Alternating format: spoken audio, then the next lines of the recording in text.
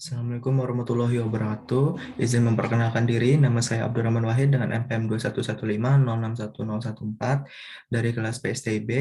Di sini saya akan menjelaskan apa yang sudah saya pelajari selama mengikuti mata kuliah logika dari pertemuan pertama sampai pertemuan ke-7.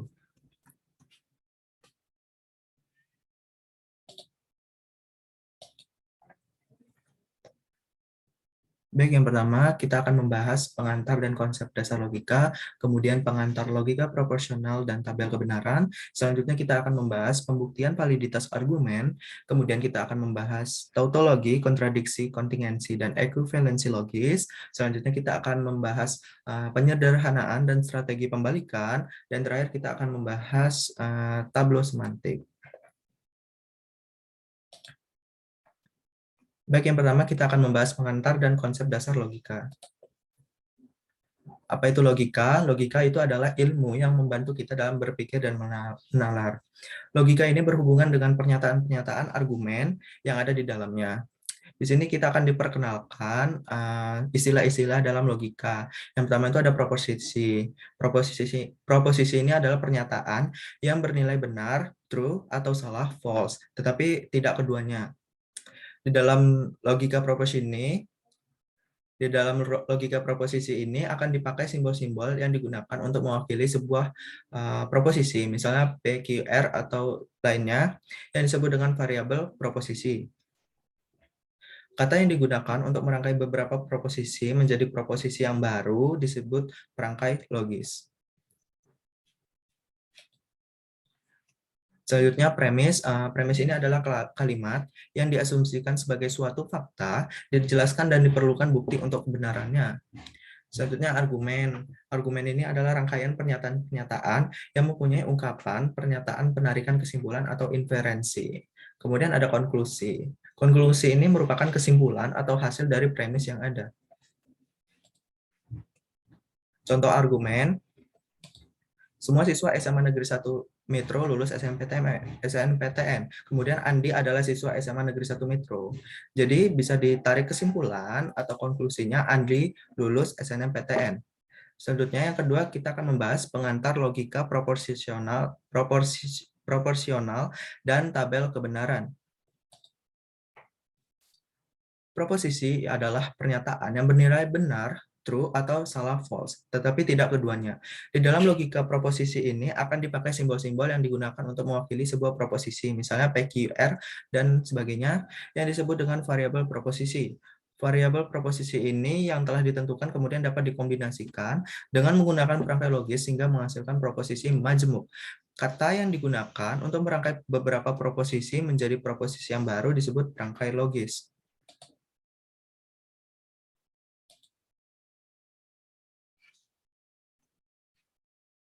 Kemudian ada bentuk-bentuk proposisi. Yang pertama itu ada proposisi atomik atau tunggal. Proposisi atomik ini hanya memiliki satu pernyataan sehingga tidak bisa dipecah menjadi beberapa proposisi lagi. Kemudian yang kedua ada proposisi majemuk. Proposisi majemuk ini terdiri dari beberapa proposisi tunggal yang dihubungkan dengan perangkai. Ada 4 macam proposisi majemuk. Yang pertama itu ada konjungsi atau conjunction. Contohnya itu ada Andi rajin belajar dan ia mendapat nilai bagus di ujian tengah semester. Selanjutnya yang kedua ada disjungsi atau disjunction. Contohnya adalah Andi rajin belajar atau ia mendapat nilai bagus di ujian tengah semester. Yang ketiga ada ingkaran atau negation. Andi tidak rajin belajar. Dan yang terakhir yang keempat adalah disjungsi eksklusif. Andi rajin belajar atau ia mendapat nilai bagus di ujian tengah semester, tapi bukan keduanya. Selanjutnya itu ada implikasi. Contohnya itu jika Dika rutin minum jus wortel, maka matanya akan sehat. Selanjutnya itu ada biimplikasi. Contohnya nilai akhir mata kuliah logika saya lebih dari 76. Jika dan hanya jika saya mendapat nilai A pada mata kuliah logika. Perangkai proposisi ini ada 8 macam. Yang pertama itu ada negasi. Negasi ini artinya itu tidak atau bukan. Selanjutnya itu ada konjungsi atau and, itu artinya adalah dan. Kemudian yang ketiga itu ada disjungsi atau or, itu artinya adalah atau, satu atau keduanya. Kemudian ada implikasi. Implikasi ini berarti jika dan jika maka. Kemudian ada biimplikasi yang artinya jika dan hanya jika. Kemudian ada exclusive or atau berarti ini hanya salah satu. Kemudian ada not and yang artinya bukan dan yang terakhir ada not or yang berarti bukan atau. Tabel kebenaran. Tabel kebenaran ini menunjukkan nilai kebenaran dari proposisi secara sistematis. Nilai kebenaran proposisi majemuk dapat ditentukan dengan menggunakan tabel kebenaran. Jika terdapat n proposisi tunggal pada proposisi majemuk, maka jumlah baris tabel kebenaran adalah 2 pangkat n. Selanjutnya yang ketiga ada pembuktian validitas argumen. Validitas argumen dapat ditentukan dengan tabel kebenaran. Yang pertama dengan tabel kebenaran, selanjutnya yang kedua adalah aturan penarikan kesimpulan. Yang pertama untuk menggunakan tabel kebenaran itu menunjukkan apakah suatu argumen valid atau tidak. Langkah pertama yang harus dilakukan adalah menuliskan argumen tersebut dalam bentuk ekspresi logika. Selanjutnya argumen diubah menjadi pernyataan kondisional yang berkoresponden dengan argumen tersebut, yaitu dengan cara mengkonjungsikan premis-premis, kemudian hasilnya diimplikasikan dengan konklusi. Pernyataan kondisional yang berkoresponden tersebut kemudian dibuat tabel kebenaran. Jika tabel kebenaran yang dihasilkan berupa tautologi, maka argumen tersebut valid. Jika bukan, maka argumen tersebut tidak valid. Contohnya itu misalnya ada yang jika bahan jaket yang digunakan adalah kualitas tinggi, maka penjualan jaket meningkat. Kemudian jika penjualan jaket meningkat, maka pabrik mengalami keuntungan. Selanjutnya, pabrik tidak mengalami keuntungan. Maka dengan demikian, bahan jaket yang digunakan itu bukan kualitas tinggi. Jadi kita disuruh membuktikan bahwa argumen di atas yang sudah saya sebutkan tadi itu valid atau tidak menggunakan tabel kebenaran. Baik, kita langsung bahas saja. Misalkan saja ya, kita misalkan P itu sama dengan bahan jaket. P itu adalah bahan jaket yang digunakan adalah kulit kualitas tinggi, kemudian Q itu kita misalkan dengan penjualan jaket meningkat, dan R kita misalkan dengan pabrik mengalami keuntungan. Maka ekspresi logikanya adalah sebagai berikut, bisa dilihat di layar. Kemudian kita menghubungkan argumen dan konklusinya menjadi bentuk sebagai berikut, dan bisa kita lihat juga tabel kebenarannya. Maka bisa didapatkan hasil bahwa argumen-argumen yang sudah di atas itu terbukti valid.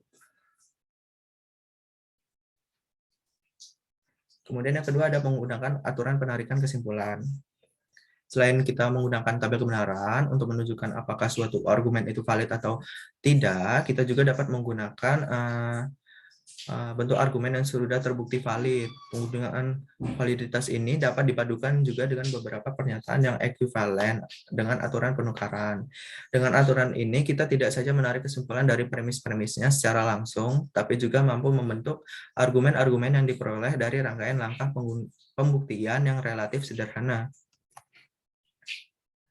Yang pertama itu ada modus ponen. Misalkan, jika langit mendung, maka akan turun hujan. Kemudian ada pernyataan langit mendung. Maka dapat kita simpulkan bahwa turun hujan. Kemudian yang kedua ada modus tollens. Contohnya itu jika ayah mendapat gaji, maka ia akan menabung di bank. Kemudian ayah tidak menabung di bank. Bisa disimpulkan bahwa ayah belum mendapat gaji. Kemudian selanjutnya ada simplifikasi. Contohnya, Sinta mengajar pelajaran matematika dan IPA di sekolah dasar. Maka dapat kita simpulkan Sinta mengajar pelajaran matematika.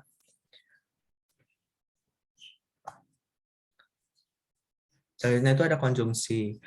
Contohnya itu ada misalkan Bibi berjualan sayur mayur. Kemudian ada Bibi berjualan buah-buahan. Maka dapat kita simpulkan kalau konjungsi ini menjadi Bibi berjualan sayur mayur dan buah-buahan. Selanjutnya ada silogisme hipotesis. Contohnya itu jika Ari mengikuti pelajaran dengan baik, maka ia akan berhasil dalam ujian. Selanjutnya jika Ari berhasil dalam ujian, maka ia akan lulus tepat waktu. Maka dapat kita simpulkan kalau dengan silogisme hipotesis ini menjadi jika Ari mengikuti pelajaran dengan baik, maka ia akan lulus tepat waktu. Selanjutnya ada silogisme disjungtif. Contohnya itu ada Sinta menyukai mata kuliah logika atau algoritma. Selanjutnya, Sinta tidak menyukai mata kuliah algoritma. Maka dapat kita simpulkan dengan silogisme disjungtif ini menjadi Sinta menyukai mata kuliah logika. Selanjutnya itu ada dilema konstruktif. Contohnya itu ada jika Asep memiliki banyak uang, maka Asep akan membeli mobil. Dan jika Asep menabung, maka Asep akan membeli sepeda. Asep memiliki banyak uang atau Asep menabung. Maka dengan dilema konstruktif ini bisa kita simpulkan bahwa Asep memilih mobil atau Asep membeli sepeda. Selanjutnya itu ada dilema destruktif. Contohnya itu ada jika Aji memakai sepatu, maka ia pergi ke sekolah. Dan jika Aji memakai sandal, maka ia pergi ke pasar. Selanjutnya, Aji tidak pergi ke sekolah atau Aji tidak pergi ke pasar. Maka dengan dilema destruktif ini bisa disimpulkan bahwa Aji tidak memakai sepatu atau Aji tidak memakai sandal. Dan yang terakhir itu ada adisi. Adisi ini contohnya Sinta menyukai film romansa. Maka dengan adisi ini kita dapat menyimpulkannya menjadi Sinta menyukai film romansa atau film aksi. Kemudian ada aturan penukaran. Yang pertama itu ada teorema De Morgan. Selanjutnya ada komutatif. Yang ketiga ada asosiatif. Yang keempat distributif. Yang kelima ada double negasi. Kemudian yang keenam ada transposisi. Yang ketujuh ada material implikasi, yang kedelapan ada material ekuivalensi, yang kesembilan ada eksportasi, dan yang terakhir yang ke-10 ada tautologi. Kita langsung ke contoh soal. Kita susun bukti formal validitas argumen berikut, bisa dilihat pada layar. Kemudian kita membuktikan validitas argumen di atas sebagai berikut. Kita susun dulu argumen-argumen yang ada. Kemudian kita pada pernyataan pertama itu kita implikasi. Selanjutnya kita mengimplikasi juga pada pernyataan yang nomor 2. Kemudian kita nomor 4 dan 5 itu kita adisi. Selanjutnya pada nomor 6 yang tadi kita sudah kerjakan itu kita menggunakan metode asosiatif. Selanjutnya untuk yang nomor 3 itu kan bisa kita kerjakan nih menjadi bentuk komutatif. Selanjutnya yang nomor 8 itu kita bisa sederhanakan menggunakan teori De Morgan. Selanjutnya yang terakhir itu kita bisa menggunakan silogisme destruktif pada nomor 79 sehingga didapat negasi R or negasi P. Yang keempat ini ada tautologi, kontradiksi, kontingensi, dan ekuivalensi logis. Tautologi itu adalah proposisi majemuk yang selalu mempunyai nilai kebenaran benar untuk setiap nilai kebenaran variabelnya. Kemudian kalau kontradiksi ini proposisi majemuk yang mempunyai nilai kebenaran salah untuk setiap variabel, untuk setiap nilai variabelnya. Kalau kontinensi ini proposisi majemuk yang mempunyai nilai kebenaran benar dan salah. Sedangkan kalau ekuivalensi logis itu dimisalkan jika dua buah ekspresi logika adalah tautologi, maka kedua buah ekspresi logika ekuivalen secara logis. Demikian juga jika kontradiksi.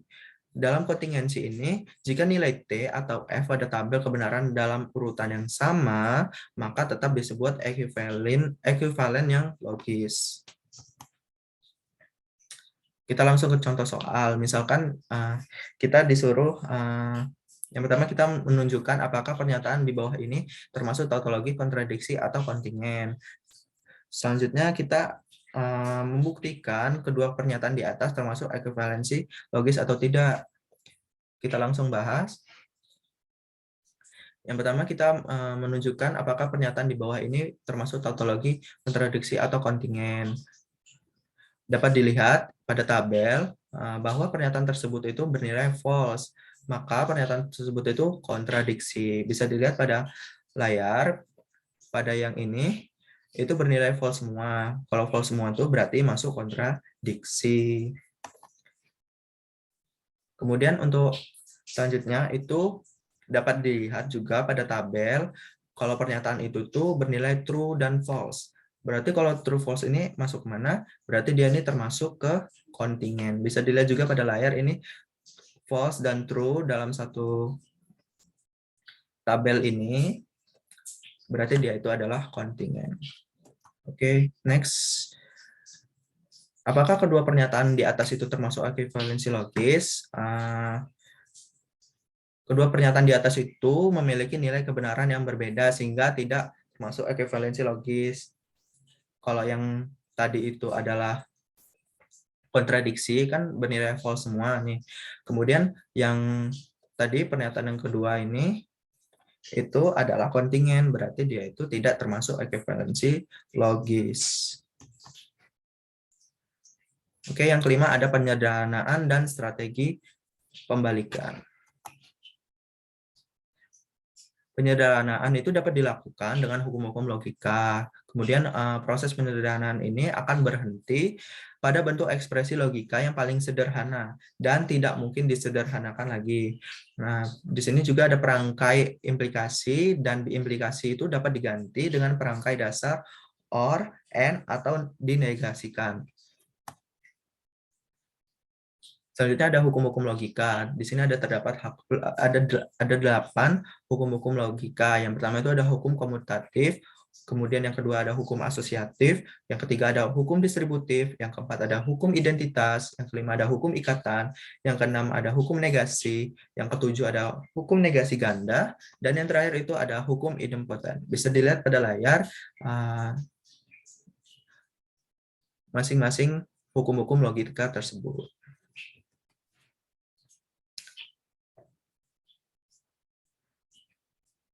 Selanjutnya itu ada hukum De Morgan. Yang 10 itu ada hukum absorpsi. Yang ke-11 itu ada hukum negasi T dan F. Dan seterusnya sampai yang ke-16. Kita langsung ke contoh soal. Kita sederhanakan ekspresi logika berikut ini. A or B, kemudian di-N-kan dengan negasi A, diimplikasikan negasi B. Kita langsung bahas aja ya.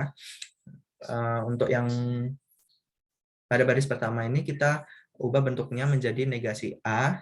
Ini kita ubah bentuknya menjadi negasi A or B. Selanjutnya kita dapat ini, kita sederhanakan menggunakan De Morgan. Kita lanjut lagi. Setelah ini disederhanakan dengan De Morgan akan terbentuk yang ini. Kita sederhanakan lagi, bisa sederhanakan lagi dengan De Morgan. Kemudian dari yang ini itu kita bisa dapat ini kan double negation, kita sederhanakan aja jadi menjadi ini menggunakan double negation, kemudian kita ubah bentuknya, bisa kita ubah nih, bisa kita sederhanakan menjadi seperti ini dengan menggunakan yang komutatif. Kemudian dari pernyataan ini kita bisa sederhanakan lagi nih menjadi yang ini menggunakan absorpsi. Setelah itu kita bisa sederhanakan lagi menjadi ini menggunakan asosiatif dan kita sederhanakan lagi bentuknya menjadi ini menggunakan hukum idempoten. Oke, next. Selanjutnya itu ada strategi pembalikan. Strategi pembalikan ini digunakan untuk menggunakan validitas suatu ekspresi logika untuk argumen dan untuk memastikan nilai-nilai premis benar yang harus diikuti oleh kesimpulan yang benar. Teknik ini mirip penyederhanaan. Perbedaannya itu terletak pada kesimpulan argumen yang harus disalahkan dengan cara dinegasikan atau diberi nilai F. Kita langsung ke contoh soal. Misalkan ada pernyataan, jika Justin Bieber mengatakan mengadakan konser di Indonesia, maka penonton akan hadir jika harga tiket tidak terlalu mahal.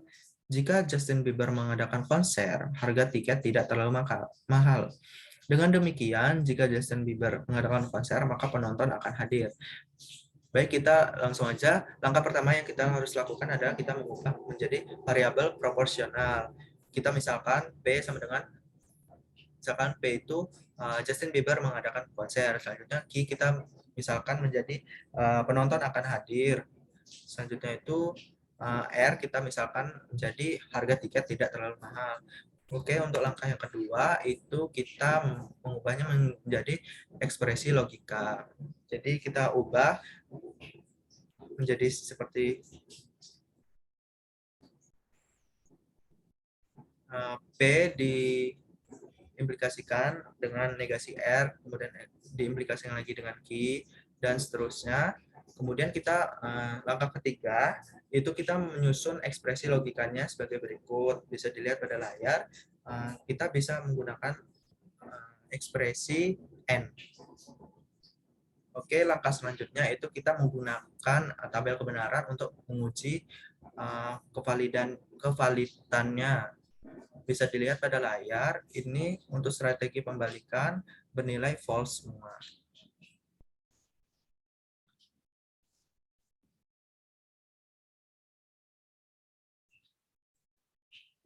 Oke, selanjutnya itu ada tabel semantik.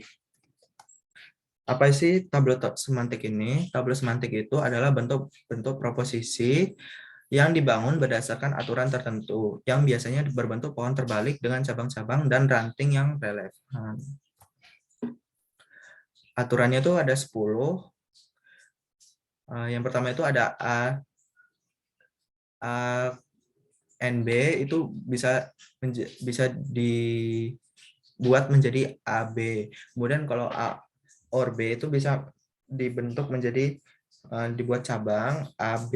Kemudian kalau implikasi AB itu bisa dibentuk menjadi negasi A B. Kemudian untuk implikasi itu yang A B implikasi B itu bisa dibentuk menjadi A di NB, kemudian negasi A di N kan dengan negasi B. Kemudian kalau ada negasi dinegasikan lagi dengan A, itu bisa diubah menjadi A.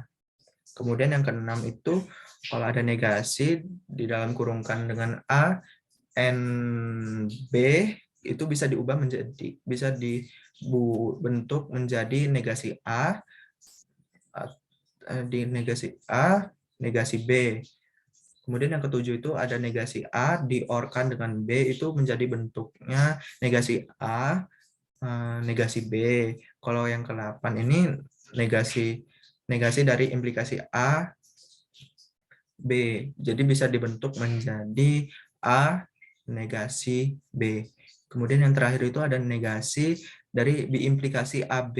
Itu bisa diubah, dibentuk menjadi A, N, dinegasikan negasi B, kemudian negasi A di-N-kan dengan B. Dan yang ke-10 ini, misalkan jika ada bentuk A dan negasinya negasi A dalam satu cabang nih, maka terjadi ketidakkonsistenan pada cabang tersebut. Dan cabang tersebut itu dinyatakan tertutup dan cabang tersebut tidak bisa dikembangkan lagi. Hal ini disebabkan tidak mungkin A sama dengan T dan cabangnya itu negasi A sama dengan T. Kita langsung ke contoh soal. Misalnya itu di sini ada A or negasi B, kemudian A di-N-kan dengan negasi C, kemudian implikasi dari C A, jika C maka A, itu kita bisa